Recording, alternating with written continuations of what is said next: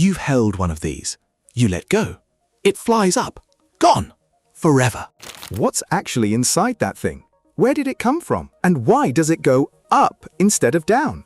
The answer involves radioactive atoms, temperatures colder than outer space, and a law discovered 2,000 years ago. It started in 1868.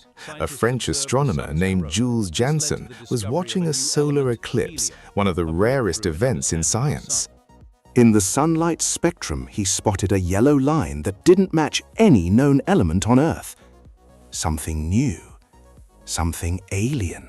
They named it Helium, after Helios, the Greek god of the sun, because they were sure this element only exists in space, not on Earth. Then, 27 years later, British chemist William Ramsay was heating a strange mineral called cleveite with acid, and out came a gas, the exact same yellow spectral line. Helium was on Earth the entire time, hidden underground. But how does it get there? Deep underground, there are radioactive elements, uranium and thorium. They've been slowly decaying for billions of years. When they decay, they eject alpha particles, and an alpha particle is a helium atom, 2 protons, 2 neutrons. That's literally what helium is. These helium atoms are incredibly small. Over millions of years, they slowly migrate upward through tiny cracks in rock, like bubbles rising through water. If there's an impermeable rock layer above, a natural dome, the helium gets trapped. It collects there, mixed with natural gas, for millions of years. The largest reserves are in the USA, Russia, Qatar, and Algeria. But when we drill down to get it, helium comes up mixed with methane, nitrogen, CO2. It's a messy cocktail. We need to separate it. The raw gas goes to a cryogenic separation plant. Cryo means cold. Very, very cold. They cool the gas mixture step by step. CO2 freezes first, then methane, then nitrogen. But helium refuses to become liquid until you hit -269 degrees. -269 degrees Celsius. That's colder than the average temperature of outer space. To liquefy helium, we need to create one of the coldest environments in the universe, on purpose. The purified helium is liquefied and loaded into cryogenic tanker trucks. At the destination, it's converted back to gas and compressed into steel cylinders up to 150 atmospheres of pressure.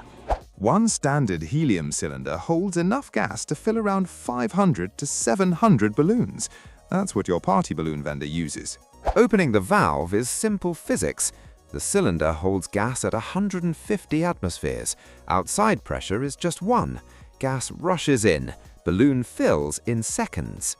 Both balloons are the same size, same rubber, but one falls, one floats. The only difference is what's inside. So why does that matter? It comes down to density. Air is about 1.29 kilograms per cubic meter. Helium is only 0.16. Helium is 8 times lighter than the air around it. To understand why this makes it float, we need to go back 2,200 years to a Greek mathematician in a bathtub. This is the key principle. Make it memorable. Archimedes discovered that any object submerged in a fluid is pushed upward by a force equal to the weight of the fluid it displaces. Air is a fluid, just a very light one. The balloon is submerged in it. Air pushes up on the balloon with a buoyant force equal to the weight of the air displaced. The weight of the air a balloon displaces is heavier than the balloon plus the helium inside it. The upward push wins. The balloon floats. It's exactly the same reason a boat floats on water. The boat displaces more weight in water than it weighs itself. The balloon displaces more weight in air than it weighs itself. The balloon doesn't rise forever. As it climbs, air gets thinner and less dense. Eventually, air density equals the balloon's average density, and it stops. So, let's recap the whole chain. That balloon took billions of years of radioactive decay, cryogenic factories, and ancient Greek physics to make it float. Inhaling helium makes your voice sound ridiculous. Why? Sound travels almost 3 times faster in helium than in air. Your vocal cords vibrate at the same speed, but the resonant frequency of the sound changes in lighter helium. Higher frequency means higher pitch. That's the squeak. Here's a disturbing fact. When helium is released into the atmosphere, it rises, and it doesn't stop. Helium is lighter than Earth's gravity can hold. It escapes into space permanently. We are slowly running out. Party balloons use only about 2% of all helium produced. The real consumer is medicine and science. MRI machines need liquid helium to cool their superconducting magnets to near absolute zero. Without helium, no MRI. Rockets use helium to pressurize fuel tanks, preventing them from collapsing in the vacuum of space. And chip manufacturers use it as an inert shielding gas. Helium doesn't react with anything. Perfect for ultra-sensitive electronics.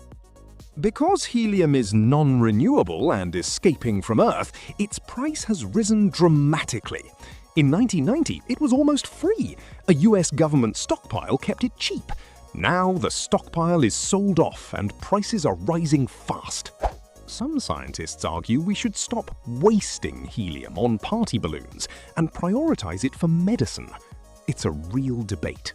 So next time you hold a helium balloon, remember, you're holding the product of billions of years of radioactive decay, cryogenic engineering, and Greek physics.